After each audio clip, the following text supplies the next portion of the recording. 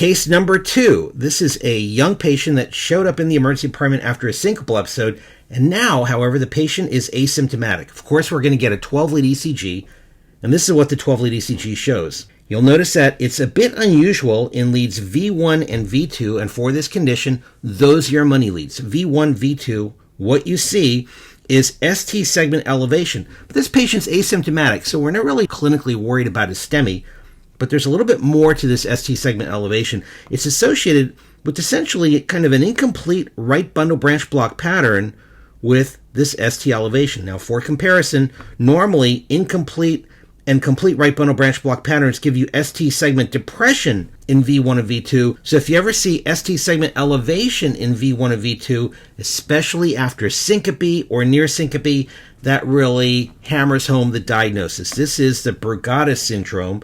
Brugada syndrome is a cause of sudden cardiac death, and these patients are at risk for polymorphic ventricular tachycardia. Now, unlike torsade type of polymorphic ventricular tachycardia, these patients will typically have a normal QT. So this is not going to produce torsade. This is going to produce what I refer to as the kind of the generic polymorphic ventricular tachycardia with the normal QT. This is thought to be due to a sodium channelopathy. And with that in mind, if patients are taking sodium channel blockers, that can really bring out the pattern and put them at risk for developing polymorphic VTAC, which can lead to either syncope or sudden cardiac death. If the patient's lucky, they go into the arrhythmia, they collapse, that's called syncope, and then they wake up.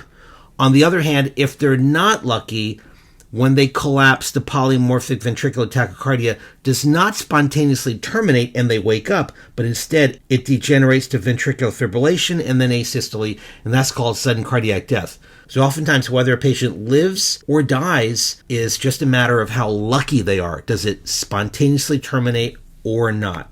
There are some key sex-specific teaching points we need to cover.